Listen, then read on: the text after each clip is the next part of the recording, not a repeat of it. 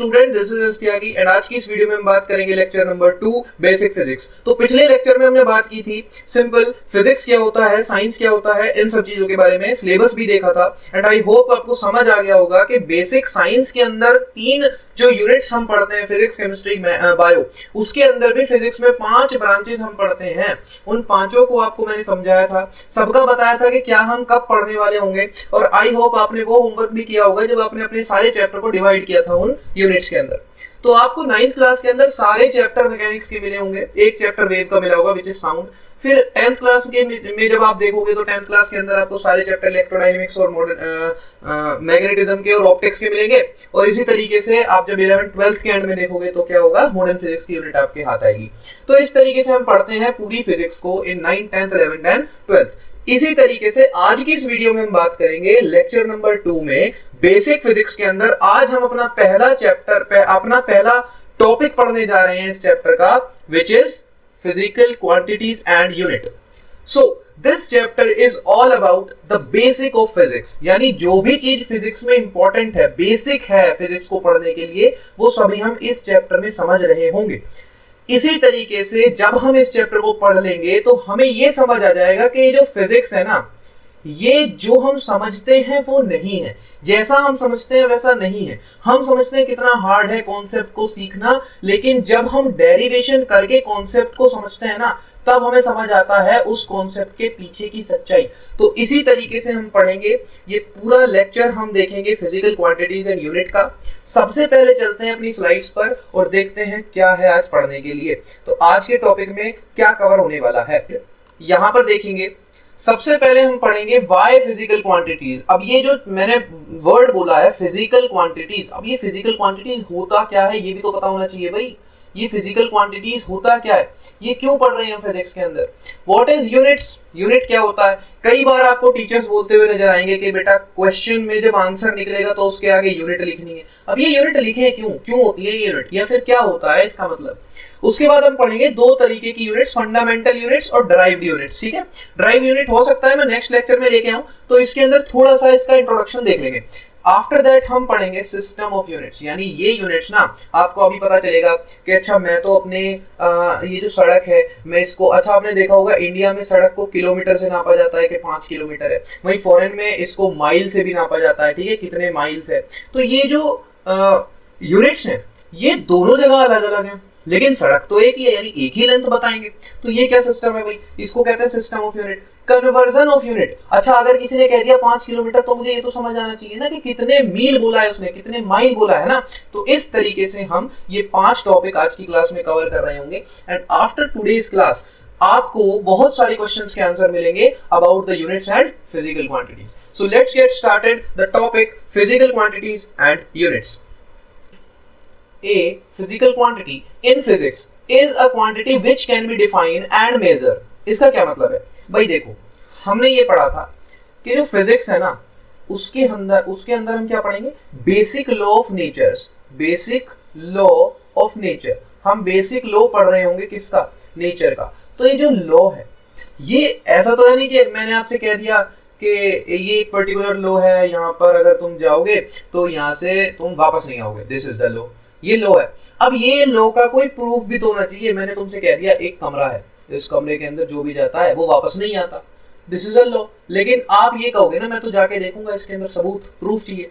अब हर चीज का अगर प्रूफ देने लगे तो अगर मैं आपसे कहूं कि इस यूनिवर्स के अंदर जो एक ऑब्जर्वेबल यूनिवर्स है ना वो हमारी पहुंच से दूर है, ठीक है, उसको हम रीच नहीं कर पाएंगे अभी। ठीक है, अगर हम लाइट की स्पीड से भी चले तो हमें बहुत साल लग जाएंगे उसको रीच करने के लिए। तो क्या मैं आपको रीच करके दिखाऊं क्या उसे, क्या मैं ऐसा एक डिवाइस बनाऊं, जैसे मैंने कहा टाइम मशीन बनाना ना आज के टाइम पे इम्पॉसिबल है। You have to be velocity of लगभग स्पीड की जितनी वेलोसिटी आपको चाहिए। ठीक है, आपको स्पीड की जितनी वेलोसिटी चाहिए अगर इस टाइम मशीन को अचीव करना है, तो ऐसा आज के टाइम पे नहीं होने वाला। इसका क्या मतलब होता है कि भाई ये चीज करके थोड़ी दिखाई जाएगी, प्रूफ दिया जाएगा। लेकिन तो ये प्रूफ देंगे कैसे, तो हम फिजिक्स के जितने भी प्रूफ होते हैं ना जो हम प्रैक्टिकल करके नहीं दे सकते, ठीक है, वो सारे प्रूफ देते हैं मैथ के जरिए। किसके जरिए, मैथ की इक्वेशंस बना के हम बताते हैं कि भाई देखो ऐसा पॉसिबल है या ऐसा पॉसिबल नहीं है। तो इन्हीं मैथ की इक्वेशन से हमें पता चलता है कि अच्छा ऐसा हो सकता है, बिना एक्सपेरिमेंट करे मैथ्स की इक्वेशन से हमें पता चल जाता है कि अच्छा ऐसा फ्यूचर के अंदर हो सकता है। तो इसी तरीके से जो फिजिकल क्वांटिटी है, इसका क्या मतलब होता है इस मैथ्स के जरिए, तो मुझे ये समझ आ गया कि भाई मैथ भी हमें फिजिक्स में पढ़नी है। देखो, physics plus math is equal to actual physics. तो फिजिक्स मैथ के साथ ही मीनिंग बनाती है। खाली फिजिक्स पढ़ने के बाद, लॉ समझने के बाद कुछ नहीं होगा, उसका मैथमेटिकल प्रूफ भी आना चाहिए। अब जब मैथ है तो इसका मतलब कैलकुलेशन भी होगी, और अगर कैलकुलेशन है तो यहाँ पर मेजरिंग भी होगी, यानी कि कुछ ना कुछ नापा जरूर जाएगा, है ना, मेजरमेंट भी लेना पड़ेगा। 5 मीटर, 10 किलो, ऐसे कुछ मेजरमेंट भी लेने पड़ेंगे। तो इन्हीं क्वांटिटीज को, जिनको हम मेजर कर सकते हैं, उन्हें हम बोलते हैं फिजिकल क्वांटिटी। जिन भी चीजों को, a physical quantity in physics is a quantity which can be define और मेजर, यानी जिन भी चीजों को मापा जा सकता है, जिन भी चीजों को मापा जा सकता है, उनको हम कहते हैं फिजिकल क्वांटिटी। समझ नहीं आया? लेट्स सपोज मैंने कहा कि मेरे को ये समझ नहीं आ रहा कि मैं आज कितना रोया, यानी मैं आज कितना रोया, तो यानी मैं क्या कहूंगा कि मैं 2 किलो रोया? नहीं कहूंगा ना, मैं कहूँ 2 मीटर रोया। आप डिफाइन नहीं कर सकते कि मैं कितना रोया हूं, है ना। इस तरह से अगर मैं कहना चाहूं कि मैं 5 मीटर चला, तो मुझे ये समझ आ गया कि अच्छा 5 मीटर चला, यानी एक वैल्यू मेजर करके मैंने दे दी कि मैं 5 मीटर चला हूं। लेकिन आप ये नहीं कह सकते कि मैं आज कितना हंसा हूं, मुझे कितना दर्द हुआ है, या फिर ये सारी जो फीलिंग्स हैं, जो भी फीलिंग्स है ना, उनको आप मेजर नहीं कर सकते। ठीक है, उनको आप मेजर नहीं कर सकते। लेकिन फिजिकल क्वांटिटी क्या होंगी जिनको आप मेजर कर सकते हैं? जैसे टाइम को आप मेजर कर सकते हैं, बिल्कुल कर सकते हैं। 5 सेकंड, 10 सेकंड, 50 सेकंड, 1 घंटा, 10 मिनट, ठीक है। ऐसे ही आप, मैं कहूँ लेंथ को मेजर कर सकते हैं, मैंने कहा बिल्कुल कर सकते हैं लेंथ को measure. 5 kilometre, 6 kilometre, 10 metre, 5 decimetre, 6 decimetre, बहुत सारी यूनिट्स होती हैं। तो कहने का मतलब ये है कि वो यूनिट, वो क्वांटिटी, सॉरी, जिनको हम मेजर कर सकते हैं, उनको हम कहते हैं physical quantity. For example, mass, length, volume, speed, ये सब चीजें मेजर की जा सकती हैं। आप बता सकते हैं ना किसी भी गाड़ी की कितनी स्पीड होगी, नंबर में है ना, एक मैग्नीट्यूड दे सकते हैं उसको। अच्छा, नंबर का मतलब क्या होता है? मैग्नीट्यूड। जब आप कोई नंबर सुनते हैं, जैसे 5, दिस इज अ मैग्नीट्यूड, ठीक है। तो जैसे भी मैंने बोला भाई करंट कितना है, तो कितना करंट है वो आप निकाल सकते हैं, वो आप बता सकते हैं। तो these are the physical quantities. तो ये तो जरूर समझ आ गया होगा आपको कि फिजिकल क्वांटिटीज का महत्व बहुत ज्यादा है ना। फिजिकल क्वांटिटीज का इंपॉर्टेंस कितना है ये मैं आपको बताता हूँ। लेट्स सपोज यहाँ पर हम देखते हैं फिजिकल क्वांटिटीज के अंदर, हाँ, तो यहाँ पर मैं आपको बताता हूँ कि भाई अगर मैंने लिख दिया I have to go on a road, है ना, मैं एक रोड पे जा रहा हूँ, this is the straight road. अब मेरे को ना, मेरे साथ एक मेरा दोस्त है और मुझे इसको बताना है कि ये रोड कितनी बड़ी है। तो मैं क्या कहूंगा? आपके पास 4 ऑप्शन है, ठीक है। 5 किलोमीटर, 5 किलोग्राम, 5 ग्राम, 5 मीटर। आप क्या कहोगे ये कितनी बड़ी रोड है? अब देखो सिंपल सी चीज, सबसे पहले तो मुझे ये 2 ऑप्शन देखने दो जरा। ये दोनों ऑप्शन मुझे तो नहीं लगता कि डिस्टेंस को बताने के काम आते हैं। डिस्टेंस बताने में तो नहीं काम आते। जैसे मान लो मैं आपसे कहूं कि आपकी हाइट कितनी बड़ी है, तो आप हाइट को ये कहोगे कि मैं 5 किलो का हूं? नहीं कहोगे ना। तो आपका वेट आप ऐसे नापते हैं। लेकिन अभी हम आगे पढ़ेंगे कि एक्चुअल में तो हम वेट भी नहीं नापते इस यूनिट से, हम क्या नापते हैं? मास, ठीक है, हम क्या नापते हैं? मास नापते हैं, ठीक है। इसी तरीके से अगर मैं कहूँ ये होगा क्या, तो ये होगा। अब कॉमन सेंस ये कहता है कि रोड की लंबाई बहुत बड़ी होगी, तो उसको आप किलोमीटर में मापोगे या मीटर में मापोगे? हमें पता चला कि हम तो किलोमीटर में मापेंगे। इसका मतलब हुआ कि फिजिकल क्वांटिटी जो है वो मेजरेबल है और उसकी एक यूनिट भी होती है, this unit is very important. क्यों? अगर मैंने आपसे कहा 5 किलोग्राम और 5 kilometre, these 2 are different things. तो ये 5 किलोग्राम और 5 किलोमीटर में बहुत बड़ा अंतर है। तो आपको समझना पड़ेगा कि फिजिकल क्वांटिटी के साथ कैसे यूनिट बताने हैं, कैसे यूनिट बताने हैं। आप किसी भी फिजिकल क्वांटिटी के साथ कोई भी यूनिट नहीं बता सकते। Now what is the definition of unit? तो unit is a term which is used to define a physical quantity, यानी एक फिजिकल क्वांटिटी को डिफाइन करने के लिए जो टर्म चाहिए उसको क्या कहते हैं? यूनिट कहते हैं। सो दीज सफिक्स जो इनके अंदर आपको दिखाई दे रहे हैं, ये क्या है? यूनिट्स हैं। ये क्या है? यूनिट्स हैं। तो इसी तरीके से अगर मैं बात करूं कि लेंथ के यूनिट्स क्या होंगे, तो आपने कहा मीटर होगा, सेंटीमीटर होगा, किलोमीटर होगा, हेक्टोमीटर होगा, बहुत सारी यूनिट्स हैं, है ना। माइल होगा, है ना, फुट होगा, जिसे हम फिट भी बोलते हैं, ठीक है, फिट ही होता है वैसे इंग्लिश में, फुट हिंदी में कह देते हैं, ठीक है। इसी तरीके से बहुत सारी यूनिट्स होती हैं। टाइम की क्या होती है? तो मैंने कहा टाइम की सेकंड्स है, मिनट है, आवर है ना। और टाइम की दो यूनिट्स आप लिख के बताएंगे कमेंट सेक्शन में, इनके अलावा, ठीक है। इनके अलावा टाइम की दो कौन सी यूनिट्स होती हैं? इंपॉर्टेंट है, आसान है वैसे, ठीक है, बताइए। चलिए, अगर मैं आपसे कहूं कि यूनिट तो हमें समझ आ गई, अच्छा फिजिकल क्वांटिटी समझ आ गया, फिर यूनिट समझ आ गया, नेक्स्ट क्या हम बात करेंगे? तो हम बात करते हैं फंडामेंटल यूनिट्स की। मतलब क्या हुआ इसका? भाई देखो, हमें ये पता चल गया कि फिजिक्स पढ़ने के लिए मैथ जरूरी है, और मैथ के में होती हैं कैलकुलेशंस, और कैलकुलेशन से हमें समझ आया कि यूनिट्स और फिजिकल क्वांटिटी भी पता होनी चाहिए। भाई कि आपने कुछ निकाल तो दिया, आपने वैल्यू तो निकाल दी, लेकिन ये वैल्यू निकाली किसकी? लेंथ, टाइम, मास किसकी निकाली? तो ये भी पता होना चाहिए कि हमने क्या कैलकुलेट किया, और ये भी पता होना चाहिए कि किसके अंदर कैलकुलेट किया, किस यूनिट में कैलकुलेट किया। कहीं किलोग्राम में हमें मास मेजर करना था और हम मेजर करके बैठे हैं किलोमीटर के अंदर, फिर हम कह रहे हैं कि पता नहीं, समझ नहीं आ रहा कि हमारी जो ऑब्जर्वेशन है वो गलत कैसे हो गई। तो भाई ये भी पता होना चाहिए। सही ज्ञान यूनिट का और फिजिकल क्वांटिटी का ही हमें लॉ पढ़ाने में मदद करेगा, ठीक है। अभी मैं आपको हर क्वेश्चन में दिखाऊंगा जहां पर यूनिट की इंपॉर्टेंस होगी। Unit is very important. तो यूनिट और फिजिकल क्वांटिटी तो समझ आ गई। तो भैया एक बात बताइए, क्या हम ये यूनिट और फिजिकल क्वांटिटी को याद करेंगे? मतलब हमें सारी दुनिया की यूनिट याद करनी पड़ेगी, सारी फिजिकल क्वांटिटी याद करनी पड़ेगी? बिल्कुल नहीं। हमको सिर्फ 7 क्वांटिटी याद करनी है, सिर्फ 7। These 7 are called the fundamental quantities or fundamental units of the world of science, ठीक है। तो 7 ही fundamental units और quantity आपको याद करनी है, और ये 7 बहुत ही आसान है। सबसे पहले ये देखो, इधर क्या लिखा हुआ है? फिजिकल क्वांटिटी, और इधर लिखा हुआ है उनकी यूनिट्स। अब ये जो यूनिट है, भैया एक बात बताइए, आपने ये कहा था कि किलोग्राम भी होती है और ग्राम भी होती है, लेकिन इस लिस्ट में किलोग्राम क्यों है?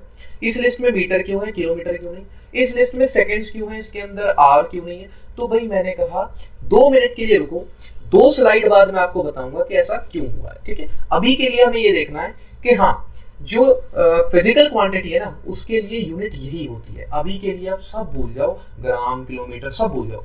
अभी के लिए हमें ये समझना है कि जो फिजिकल क्वांटिटी यहाँ दी हुई है उसके लिए यही यूनिट होती है जो इसमें है। तो सबसे पहले आ जाते हैं मास पे। तो मास के लिए तो किसी को ना पूछने की भी जरूरत नहीं होनी चाहिए कि मास का जो यूनिट होगा वो किलोग्राम होगा। हाँ, ये कंफ्यूजन हो सकता है कि ग्राम क्यों नहीं है, ये मैं अभी थोड़ी देर में बताऊंगा। लेकिन मास का जो फंडामेंटल यूनिट है वो क्या है? किलोग्राम है। अच्छा, मास का यूनिट किलोग्राम है, तो ऐसे ही मैंने कहा डिस्टेंस का यूनिट क्या है?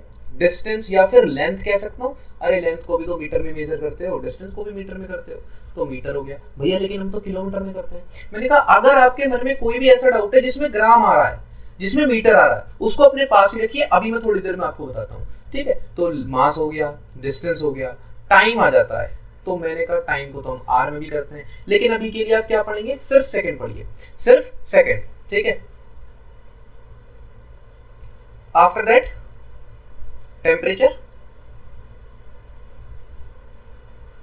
टेम्परेचर में क्या होगा? केल्विन। अब भैया ये केल्विन क्या है? हमने तो सेल्सियस पढ़ा है, फ़ारेनहाइट भी पढ़ा है, तो मैंने क्या कहा, अभी के लिए जो मैं पढ़ा रहा हूं सिर्फ वही पढ़िए, kelvin. Next is intensity. Now these two are I think, यहाँ पर 2 दी हुई है, 3 और है जो आपके लिए नहीं है। इंटेंसिटी, अब ये इंटेंसिटी क्या है? तो intensity is the ability of glow, है ना, कोई भी ऑब्जेक्ट कितना ग्लो कर रहा है वो इंटेंसिटी है। एक्चुअल में इंटेंसिटी और होता है कुछ जिसको आप ऑप्टिक्स में पढ़ेंगे, ठीक है, कि इंटेंसिटी जो चमकने की क्षमता है एम्पलीट्यूड का स्क्वायर के प्रोपोर्शनल होती है, वो आप आगे पढ़ेंगे। फिलहाल के लिए समझिए कि जो इंटेंसिटी है ना, आपका बल्ब कितना ग्लो कर रहा है, दिस इज द इंटेंसिटी। आपका जो मोबाइल फोन है उसमें जो साउंड आ रही है वो कितनी तेज आ रही है, दिस इज द इंटेंसिटी। तो इंटेंसिटी इज द ग्लो और द अमाउंट, ठीक है, अमाउंट ऑफ समथिंग, ठीक है। अब इसकी जो यूनिट है वो क्या होगी, तो इसकी यूनिट होती है कैंडेला, कैंडेला। अब ये जो भी मैं बोल रहा हूं ना अभी के लिए समझ लो, सब मैं आगे आगे बताऊंगा। ये इंटेंसिटी आपको आगे पढ़ने के लिए मिलेगी। फिर आता है करंट, फिर क्या आता है करंट। अब ये करंट आप बहुत अच्छे से जानते हैं क्या होता है, लेकिन इसकी यूनिट आप नहीं जानते होंगे, इसको मैं बता देता हूँ। द यूनिट इज एम्पियर, ठीक है। अब सेवेंथ वन इज एंटिटी, या एंटिटी नहीं लिखेंगे आप, एंटिटी आप कंफ्यूज हो जाएंगे एंटिटी से। अमाउंट लिखिए, amount of substance, amount of substance, यानी कि कोई भी सब्सटेंस कितना है ये अमाउंट बताता है, एंड दिस इज मोल। मोल, अब मोल क्या होता है भैया, देखो जैसे हमने पढ़ा है कि 1 डजन, 1 दर्जन केले 12 होते हैं, 12 होते हैं। इसी तरीके से 1 मोल अगर केले लेने हैं मुझको, तो मेरे को कितने केले लेने पड़ेंगे, 6.022 into 10 की power 23, and this is a very huge number, this is a very huge number. आप इसको लिख के देखो और मुझे बताना जरा कितने जीरो आए, तो ये बहुत बड़ा नंबर है, इतने केले हो जाएंगे, ये बहुत सारे हैं, ठीक है। तो ये मोल है अमाउंट ऑफ सब्सटेंस, यानी कितना है, पर्टिकुलर सब्सटेंस कितना है, ठीक है। तो ये 7 फंडामेंटल यूनिट हैं जो हमको पढ़ती है। These 7 are the fundamental unit, ठीक है। अब इनके अलावा कुछ नहीं होता। अगर आपने ये पढ़ लिया तो आपको सब आ गया। अब ये भैया मुझे ये समझ नहीं आया कि पीछे जो यूनिट दी हुई थी ये तो मैं समझ गया, चलो 7 फंडामेंटल्स हैं, लेकिन हमें ये समझ नहीं आ रहा कि जो 7 फंडामेंटल यूनिट थी उसमें वही पर्टिकुलर यूनिट क्यों दे रखी थी, उनके अलावा वाली कहाँ थी। तो यहाँ हम समझेंगे सिस्टम ऑफ यूनिट में। ये हम कहाँ समझेंगे, सिस्टम ऑफ यूनिट में। कैसे, देखो एक बार ना मैं आपको बताता हूँ, एक एग्जांपल से समझते हैं। एक बार क्या हुआ, अलग अलग देश से ना कुछ लोग आए हुए थे और उनसे सिर्फ एक सवाल पूछा गया, ये जो सामने एक पेड़ है, ये जो सामने एक पेड़ है, सामने एक गाड़ी है, ठीक है, और सामने एक घड़ी है। चलिए ये घड़ी हो गई, मुझे ये बताइए कि इस पेड़ की हाइट कितनी है। तो एक ने कहा, या फिर उनसे सीधा ये पूछा गया कि इस पेड़ की हाइट अच्छा कितनी है ये बता दो। तो इसने कहा कि इस पेड़ की हाइट जो है ना, वो ऐसे तो मैं नाप के नहीं बता सकता कि कितनी है, क्योंकि मेरे पास कुछ है नहीं नापने के लिए, लेकिन हाँ मैं ये कह सकता हूँ कि इस पेड़ की हाइट कुछ मीटर होगी, कुछ मीटर होगी। दूसरे ने कहा कि नहीं, इसने गलत बताया है, इसने क्या है, गलत बताया है, इस पेड़ की हाइट कुछ सेंटीमीटर होगी, कुछ सेंटीमीटर होगी। तीसरे ने कहा नहीं नहीं नहीं, ये भी गलत बता रहा, इस पेड़ की हाइट कुछ फीट होगी, कुछ क्या होगी, फीट होगी, ठीक। अब हमें ये बताना है कि इन तीनों में कौन सही है। उसके बाद दूसरा क्वेश्चन पूछा गया, इस गाड़ी का मास कितना होगा, यानी इसका वजन कितना होगा, ठीक है, मास इसका कितना होगा। तो मास के लिए इसने बताया कि ऐसे तो मैं नहीं बता सकता क्योंकि मेरे पास वेइंग मशीन नहीं है, लेकिन हाँ ये जरूर पता है कि इसका जो मास है ना वो कुछ ग्राम होगा, ठीक है, कुछ ग्राम होगा। या फिर एक मिनट, इस वाले ने आंसर दिया कि इसका मास कुछ किलोग्राम होगा, ठीक है, किलोग्राम। तो नेक्स्ट वाले ने कहा नहीं, गलत बताया है, इसका ना मास ना कुछ ग्राम होगा, ठीक है। और ये इसने क्या कहा, थर्ड वाले ने, इसका मास कुछ पाउंड है, ये भी गलत बता रहे, ठीक है, इसका मास कुछ पाउंड है। उसके बाद आ जाता है थर्ड क्वेश्चन कि इस घड़ी में कितना टाइम हो रहा है। तो ये फर्स्ट वाला कहता है कि ये तो पता नहीं कितना टाइम हो रहा है, लेकिन हाँ ये पता है कि इस घड़ी में ना कुछ सेकंड्स हो रहे हैं। सेकंड वाला कहता है हाँ ये बिल्कुल सही है, कुछ सेकंड्स हो रहे हैं। तो थर्ड वाला भी कहता है बिल्कुल सही है, कुछ सेकंड्स हो रहे हैं। अब मेरा क्वेश्चन ये है कि इन तीनों में कौन सही बोल रहा है। तो देखो टाइम के लिए तो तीनों ने सेम का, इसका मतलब तीनों ही सही बोल रहे होंगे भाई, ठीक है। लेकिन इन दोनों केस में क्या हुआ, अब मैं आपको बताता हूं। इन दोनों ही केस में तीनों जो लोग थे सही है, ठीक है, तीनों ने आंसर सही दिया है। अब आप समझ गए होंगे क्यों। अगर मैंने आपसे कहा इस पेड़ की हाइट 1 मीटर है, तो क्या आप इसको सेंटीमीटर में चेंज करके नहीं कह सकते ये 100 सेंटीमीटर है? इसी तरीके से आप इसको फीट में चेंज करके कह देंगे। क्या मैं ये कह सकता हूं कि यही हुआ होगा इस केस में भी? जब इस बंदे ने कहा होगा कि ये 1 केजी का है ना, ये 1 केजी, केजी 1 तो नहीं, चलो 10 केजी ले लेते हैं, गाड़ी 10 किलो की है, ये भी 10 किलो की भी नहीं होगी, खैर ठीक है, इसको हम 110 किलो मान लेते हैं, ठीक है, अब सही है, 110 किलो की है, तो भाई इस बंदे ने क्या कहा होगा, नहीं नहीं नहीं, 110 इंटू 1000 करो, इतने ग्राम की है, ये पाउंड में कर। अच्छा मुझे ये बताओ कि ये बात तो दोनों ही सही कह रहे हैं, बल्कि तीनों ही सही कह रहे हैं, तो दिक्कत कहाँ आई?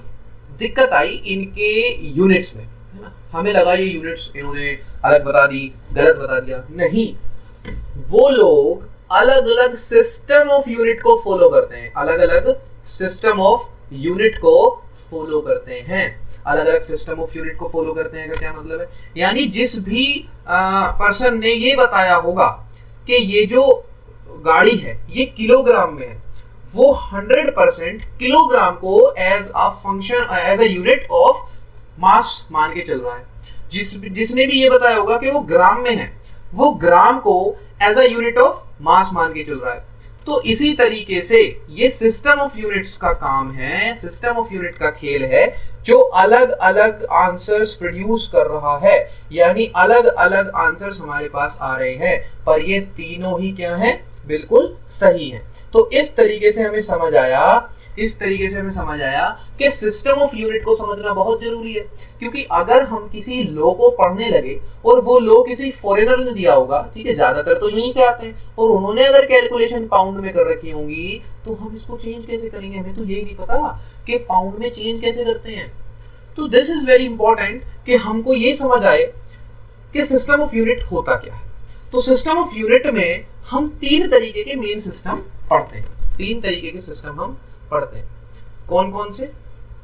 सबसे पहले आता है सीजीएस सिस्टम। सीजीएस सिस्टम, अब ये सीजीएस सिस्टम क्या कहता है?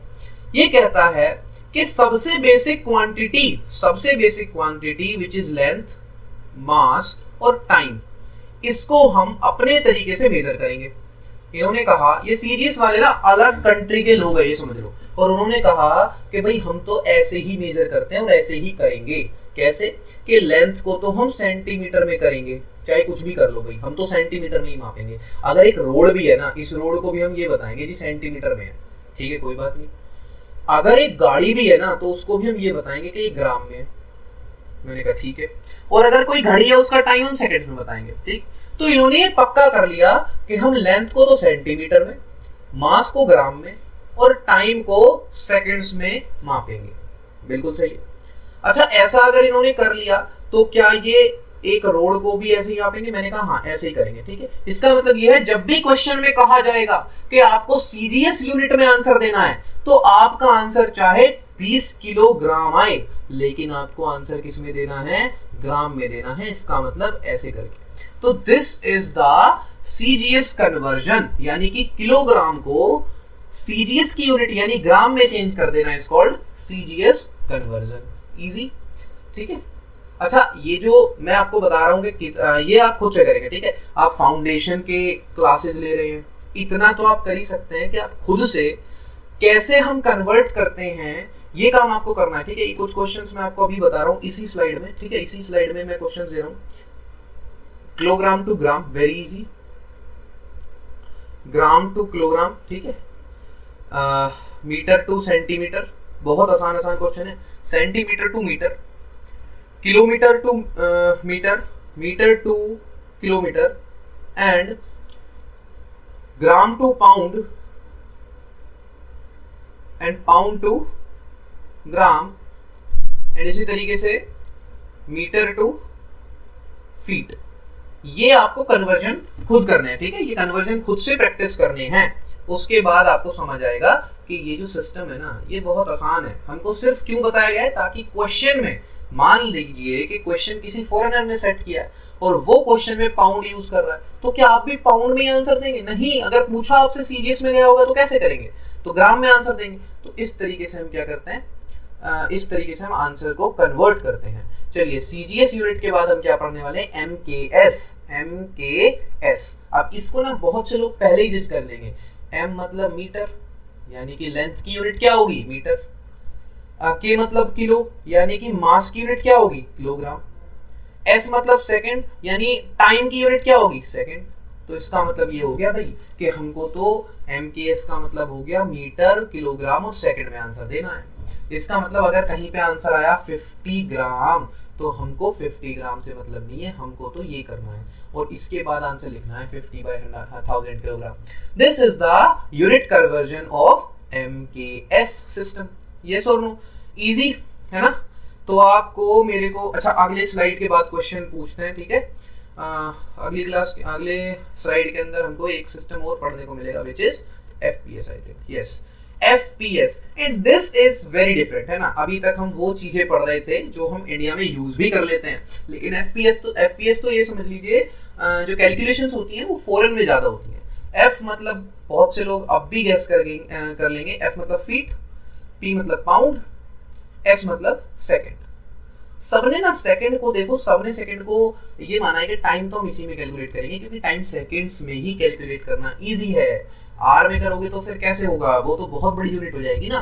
तो second is the basic unit of time, तो सबने सेकंड को यूज किया, लेकिन यहाँ पर पाउंड और फीट यूज हो रहा है। तो अब आप मुझे ना कुछ आंसर्स, क्वेश्चन के आंसर देंगे। 50 kg to pound, 50 kilometre to feet, 50 gram to pound and 60 kg to gram, तो इजी हो जाएगा, ठीक है। And 500 metre to centimetre and 500 metre to gram. Now this is the question जो मैं चाह रहा हूं आप देखें। 500 मीटर को ग्राम में चेंज कर दीजिए। आप कहेंगे ऐसा हो ही नहीं सकता क्योंकि metre is the unit of length and gram is the unit of mass. So this is the difference. अब आपसे कोई क्वेश्चन पूछ ले, लेट्स सपोज एक क्वेश्चन लिखा हुआ है कि 500 मीटर को चेंज करिए ग्राम में, और ऑप्शन दे रखे हैं बहुत सारे और लास्ट में दे रखा नन ऑफ द अबव। आप क्या करेंगे, नन पे लगा के आगे चलो। क्यों दिमाग मारना, क्योंकि ये दोनों यूनिट ही अलग है भाई, है ना। तो ये जो बेसिक चीज है ना, ये बहुत जल्दी गलत होती है, ये हमें ध्यान रखना है, ठीक है। चलिए, सो एफपीएस यूनिट में क्या हुआ, फुट यानी फीट, पाउंड एंड सेकंड, ठीक है। Next is SI system. अब ये क्या है, तो अब तक आपको एक चीज समझ आ रही होगी कि कुछ लोग किलोग्राम में कर रहे हैं, कुछ ग्राम में कर रहे हैं, कुछ पाउंड में कर रहे हैं, कुछ मीटर में कर रहे हैं, कुछ किलोमीटर में कर रहे हैं, कुछ फीट में कर रहे हैं। ये क्या है, एक ऐसा सिस्टम भी तो लाओ जो जिसमें मतलब सब जिसको माने। भाई मैंने कहा ये भी और ये भी, जितने भी बच्चे किलोग्राम में यूज कर रहे हैं, जितने भी ग्राम में कर रहे हैं, जितने भी पाउंड में कर रहे हैं, अगर मैंने कह दिया एसआई में करो तो सब उसे ही मानेंगे। तो this is called the SI, यानी कि standard international system, international standard, ठीक है। इंटरनेशनल स्टैंडर्ड यानी सबने फिक्स कर दिया कि भाई चाहे कोई अमेरिका का हो, चाहे कोई इंडिया का हो, हमेशा इसको फॉलो करेगा। अब उन्होंने कहा कि मास को ना भाई किलोग्राम से रिप्रेजेंट करो, मेरे को फर्क ही नहीं पड़ता कि तुम पाउंड में कर रहे हो या ग्राम में कर रहे हो।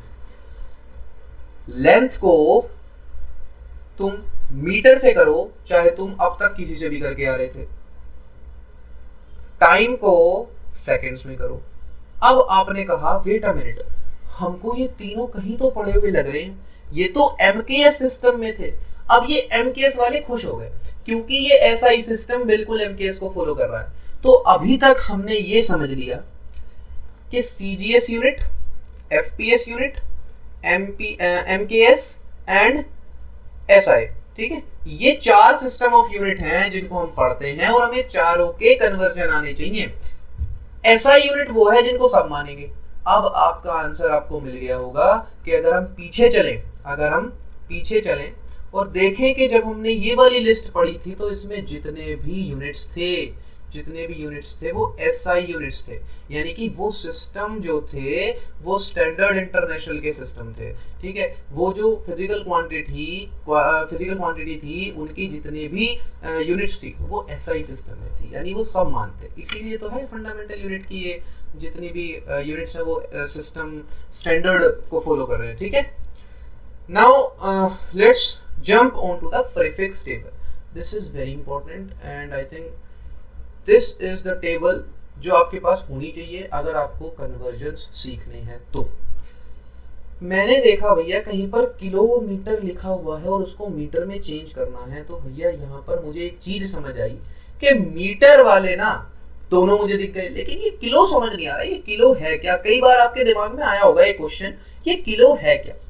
Kilo is nothing just a prefix, यानी किलो एक ऐसा टर्म है जो किसी भी टर्म के सिर्फ पहले लग रहा है, ये तो समझ आ गया। ऐसे ही जेटा, अब ये बहुत बड़ा वर्ड आपको लग रहा होगा, जेटा, मैं कह दूं जेटा मीटर, जेटा मीटर, यानी zetta is nothing just a prefix that is used before a unit, ठीक है। तो zetta, peta, exa, tera, giga, mega, kilo, ये सभी प्रीफिक्स है, इनसे डरना नहीं है, ये तो बहुत आसान कर देंगे भाई क्वेश्चन को।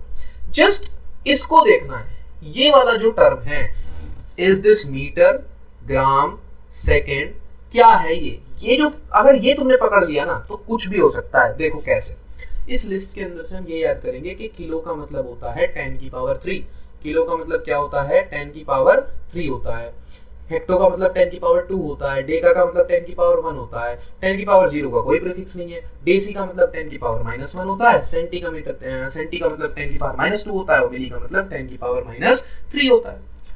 अच्छा, ये याद तो हमने कर लिया, अब इसको यूज कैसे करेंगे? तो यूज करने का एक आसान तरीका है। लेट सपोज मैंने कहा 5 सेंटीमीटर, 5 सेंटीमीटर, तो आपने कहा कि इसको तो हमें देखना ही नहीं है, हमें ये देखना है, हमने कहा मीटर है, तो यहाँ पे तुम मीटर लिख दो, जरा लिख दिया। अब ये 5 सेंटी को तुम जरा टेबल से बताओ, सेंटी को क्या कहते हैं? सेंटी को कहते हैं मल्टीप्लाई बाय 10 की power -2, then this is equal to 5 into 10 की पावर -2 मीटर। भैया लेकिन ये मीटर में ही चेंज क्यों कर रहा है? क्योंकि मीटर ही तो ऐसा यूनिट होती है, हाँ या ना? यहाँ भी मीटर लिखा हुआ है, यस और नो? यानी कि 5 centimetre is nothing just 5 centi in 1 metre, यानी 1 मीटर में 5 सेंटी, यानी सेंटी का मतलब क्या हुआ 10 की पावर -2। अगर आपको ये चीज समझ आई तो आपको कभी भी प्रॉब्लम नहीं होगी यूनिट कन्वर्जन में। एक और क्वेश्चन ले लेते हैं। Let's suppose 10 yotta metre, 10 yotta metre. अब ऐसा भी लिखा हो सकता है 10 वाई है, तो इसको बताओ जरा। मैंने कहा सबसे पहले इसको पकड़ो और यहाँ पे लिख दो, बहुत बढ़िया। अब 10 लिखा है बिल्कुल, अब योटा को क्या कहते हैं टेबल से देख लो, 10 की पावर 24, 10 की पावर 24, तो मैं क्या कह सकता हूँ 10 into 10 की पावर 24 मीटर्स, इसको मैं 10 की पावर 25 मीटर कह सकता हूँ, and that's all the answer, 10 की power 25 metres, and this is called 1 septillion, septillion, ठीक है। 1 million, billion, trillion, quadrillion, quintillion, sextillion and septillion, मतलब कितना बड़ा नंबर है, जस्ट इमेजिन, इसकी पावर 24 है, ठीक है। एक और क्वेश्चन कर लेते हैं। आप सभी को ये तो बहुत अच्छे से पता होगा, आप सभी को ये बहुत अच्छे से पता होगा कि हमारे जो इंटरनेट कनेक्शन है उनके अंदर जो डेटा होता है वो जीबीज में होता है, जीबी। तो जरा इसको डिकोड करते हैं इसी की फॉर्म में, एक बहुत अच्छा क्वेश्चन भी हो जाएगा और आपको समझ भी आ जाएगा कि अच्छा ये जो इंटरनेट कनेक्शन है ये इसलिए किलो हेक्टो में होता है, ठीक है। यूनिट कन्वर्जन हम टॉपिक शुरू कर चुके हैं, तो सबसे पहले यूनिट कन्वर्जन करते हैं अपने डेटा का। आप अगर एक दुकान पर गए तो आप क्या कहेंगे? मेरे को डेटा अपने मोबाइल फोन में डलवाना है, तो कितना मांगेंगे आप? आपने कहा मेरा 1 जीबी में काम हो जाएगा क्या? किसी ने कहा हाँ हो जाएगा, लेकिन एक ने कहा कि मेरा 1 जीबी में नहीं 2 जीबी में काम होगा। मैंने कहा ठीक है, तो तू 2 जीबी ले ले। एक बंदा आया, उसने कहा मेरा तो 10 जीबी में काम होगा। मैंने कहा ठीक है, तो 10 जीबी ले ले। अब ये तो हुआ इंटरनेट का। अब मैंने आपसे कहा कि आपको मेमोरी चाहिए, क्या चाहिए? मेमोरी। और मेमोरी के अंदर भी आपको मैंने कहा आपके पास ऑप्शंस हैं कि आपको वो लैपटॉप लेना, लैपटॉप की मेमोरी बता दीजिए कितनी चाहिए। तो एक ने कहा भैया मुझे तो 1 टेराबाइट चाहिए, सुना है ना, 1 TB, 2 TB memory, 3 TB memory. तो मुझे तो इतनी चाहिए, इसको 10 ही ले लेते हैं, ठीक है, इसको 10 TB ले लेते हैं, 10 TB मेमोरी चाहिए। मैंने कहा ये भी ठीक है, ठीक है, पैसे मैं दे रहा हूँ तो आप तो सारी चीज़ें ले लोगे, चलिए बहुत बढ़िया। अब मैंने आपसे कहा कि ना मुझे दे दो, मेरे को नेट दो, हॉटस्पॉट खोलो और मुझे इंटरनेट कनेक्शन दो, तो आप कहेंगे, अब आप क्या कहेंगे, अब ये नहीं कहेंगे मैं जीबी दूंगा, आप कहेंगे मैं 100 MB दूंगा बस, उसके बाद में बंद कर दूंगा, है ना, मैं सिर्फ 50 MB दूंगा, उसके बाद में बंद कर दूंगा, मैं तो सिर्फ 10 MB की लिमिट लगा दी है, मैंने लिमिट लगाता है ना हॉटस्पॉट के अंदर, वो लिमिट लगा दिया मैंने, उसके बाद में नहीं दूंगा। भाई देखो जब देने की बारी आई तो कम ही देते हैं, है ना, लेने की बारी आती है तो देखो कितना भर भर के लेते हैं, और भी ज्यादा लेने की बारी आई तो देख लो। तो ये तो समझ आ गया होगा, this is the biggest unit, this is bigger unit and this is the normal unit, ठीक। अच्छा, इसके भी नीचे भी एक यूनिट होती है।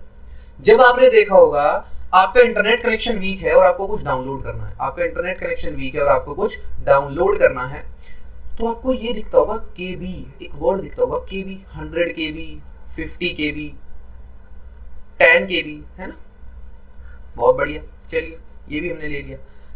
तो भाई इन सब का मतलब क्या है, तो अब नेक्स्ट पेज पे इन सब के आंसर्स देखते हैं जरा कि अच्छा इनका मतलब क्या होता है, ठीक है।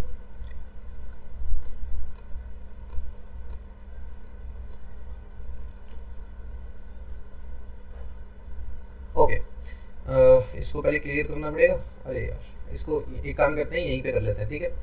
हम क्या करते हैं, सबसे पहले जीबी को चेंज करते हैं, ठीक, जीबी। अच्छा, इन्हीं की वैल्यू के जितना ले लेंगे इन सब से, ताकि हम आसानी से समझ भी पाएं और हमारी जगह भी खाली हो जाए, ठीक है। तो सबसे पहले हम एक ही एग्जांपल ले लेते हैं, सबको हम चेंज कर लेंगे। समझ तो आ गया ना कि हम जो यूनिट्स है ना वो तो अलग अलग ही यूज करते हैं भाई, यूनिट्स तो अलग होती है सारी, ठीक। तो चलिए टेबल बना लेते हैं। सबसे पहले हम लिख लेते हैं 1 GB।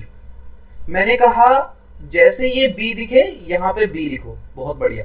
अब ये जो G है ना, इसको टेबल से देखो कितना होता है, तो आपने देख लिया कि भाई टेबल में जरा नजर लगाते हैं और देखते हैं GB कितना होता है, ठीक है। 10 की पावर 6, 10 की पावर 6 इज मेगा एंड 10 की पावर 9 इज गीगा। तो आपने क्या किया, यहाँ पे 10 की पावर 9 लिख दिया, बहुत बढ़िया, ठीक है। अब यहाँ पे आए आपने ऐसे ही 2 इंटू 10 की पावर 9 लिख दिया, फिर आपने यहाँ पे आई 10 इंटू 10 की पावर 9 लिख दिया, B। अब ये इक्वल किसके हुआ, 10 की पावर 9 B के। ये इक्वल हुआ मैं कह सकता हूँ इसे 20 इंटू 10 की पावर 9 B, या फिर इसे सीधा लिख लेते हैं 2 इंटू 10 की पावर 9 B के, ये 1 इंटू है, इसको लिख लेते हैं 10 इंटू 10 की पावर 9 B। क्या भैया इसका ये मतलब हुआ कि 10 की पावर 9 बाइट्स, है ना, गीगा बाइट्स। इसका फुल फॉर्म क्या होता है, गीगा बाइट्स। तो जब ये गीगा हटा दिया तो क्या बचा, बाइट्स, यानी 10 की पावर 9 बाइट्स। और अगर आपको नहीं पता ना कि बाइट्स क्या होता है, तो बाइट होता है 8 बिट, 8 बिट। बाइट क्या होता है, 8 बिट। अब ये भैया बिट क्या होता है, तो कंप्यूटर के अंदर एक बिट में एक कैरेक्टर स्टोर होता है, 3 4 5 6 7 8। तो एक बिट में ना एक नंबर स्टोर होता है, 1 और 0। बाइनरी पे लैपटॉप या कंप्यूटर काम करते हैं, इलेक्ट्रॉनिक डिवाइस, वहां पर एक बिट के अंदर ना या तो 1 या तो 0 होगा। तो अभी मैं आपको दिखाता हूँ ये कितना बड़ा नंबर है ना, 1 2 3 4 5 6 7 8, ठीक है। तो एक बिट के अंदर ना एक ही नंबर एक बार में स्टोर हो सकता है। This combined called 1 byte, this combined called 1 byte. Now imagine 10 की पावर 9 बाइट, 10 की पावर 9 बाइट कितना बड़ा नंबर होता है, एंड मल्टीप्लाई बाय 8 ऑल्सो, तभी तो बिट बनेगा। यानी 8 इंटू 10 की पावर 9 बिट, यानी इतने नंबर्स स्टोर हो रखे हैं। Yes or no? This is a very big number. ये 1 GB डेटा इसीलिए इतना बड़ा होता है, हाँ या ना। तो भैया अब तक हमें ये पता चल गया कि वो जो 1 GB करके आया था ना, उसका आंसर आया था 1 GB का 10 की पावर 9 बाइट, ठीक है, बाइट। अभी बाइट में ले लेते हैं भैया, एक बार मेगाबाइट का भी करके दिखा दो, फिर 1 MB का। मैंने कहा कर लेते हैं 1 MB का भी। तो 1 MB में जरा देखो, 1 इंटू M, मेगा कितना है, 10 की पावर 6 इंटू बाइट, तो ये हो गया 10 की पावर 6 बाइट, यानी ये थोड़ा सा छोटा हो गया, है ना। 1 MB कितना हुआ, 10 की पावर 6 बाइट। ऐसे ही भैया जरा 1 टेराबाइट और करके दिखा दो, तो 1 टेराबाइट क्या हो गया, 1 टेराबाइट क्या हुआ, 1 इंटू 10 की पावर 12 बाइट। एक बार चेक कर लेते हैं 12 भी है नहीं, है ना, आई थिंक 12 ही है। टेराबाइट, यस 12, ठीक है, तो 12 बाइट। ऐसे ही अगर मैं कहूँ कि किलोबाइट को भी करके दिखाऊँ तो आपने कहा 1 × 10⁻³ किलोबाइट यानी बाइट, ठीक है, तो यहाँ लिख लेते हैं 1 KB 10⁻³ byte and 1 TB 10⁻12 byte. अब आपको नजर आ गया होगा कि क्यों TB बड़ा होता है, GB उससे छोटा होता है, MB उससे छोटा होता है एंड KB उससे छोटा होता है। These all are just units। आपको यूनिट कन्वर्जन आता है, आप बहुत अच्छे से समझ सकते हैं कि कितना होता है ये MB, KB, GB, TB क्या होता है ना, तो ये सभी यूनिट्स हैं। अब मेरे क्वेश्चन का जवाब दो, 50 पेटाबाइट 50 पेटाबाइट कितना होता है? तो टेबल देखो, देखो आंसर क्या आएगा, 50 पेटाबाइट कितना होता है, कमेंट में डालो 50 पेटाबाइट कितना होता है, ठीक है। चलिए, so I think this is the last topic, unit conversion. तो एक दो क्वेश्चन और देख लेते हैं, आफ्टर दैट इसको खत्म करते हैं, ठीक है। एक दो क्वेश्चन और देख लेते हैं, जैसे 50, अच्छा एक चीज और, मिली भी मैंने पीछे दिखाया नहीं दिखाया पता नहीं, अच्छा चलो मिली सेकेंड को कन्वर्ट करते हैं सेकेंड्स में, तो 50 × 10⁻³ seconds, this is millisecond, ठीक है।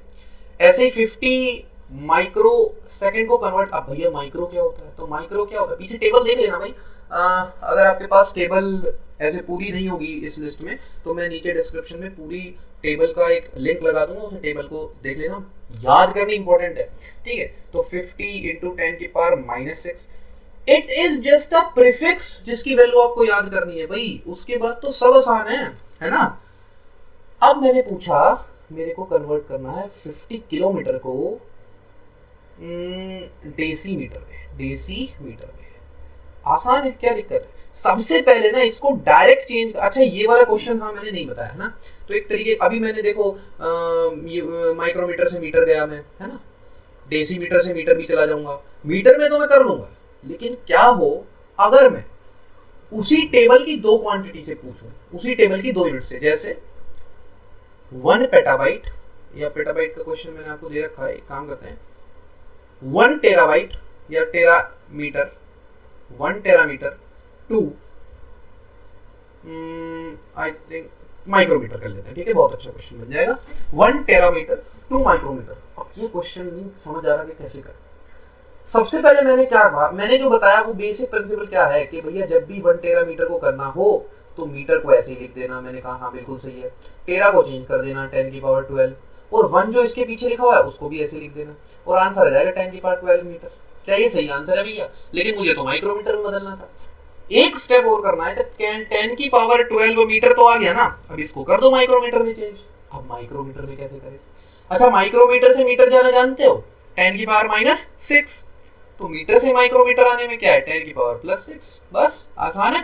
तो 10⁻12 × 10⁻6 which is equal to 10⁻18. So this is the final answer. Yes or no? तो these are the questions जो सोल्व करने हैं आपको। नीचे मैं एक PDF लगा रहा हूँ जिसके अंदर आज की क्वेश्चन प्रैक्टिस की शीट है, ठीक है, प्रैक्टिस शीट। नीचे PDF के अंदर प्रैक्टिस शीट आपको मिल जाएगी। You have to solve this practice sheet, which is basically depend upon the unit conversion.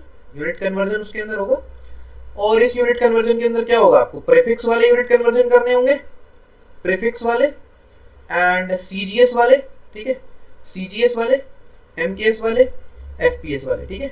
ये क्वेश्चंस नीचे आपको दिए गए होंगे, डिस्क्रिप्शन के अंदर से आपको ये PDF डाउनलोड करनी है और इसको सॉल्व करना है and type in the comment box yes I have done, ठीक है, ये कमेंट करेंगे कि आपने अपना काम कर लिया है।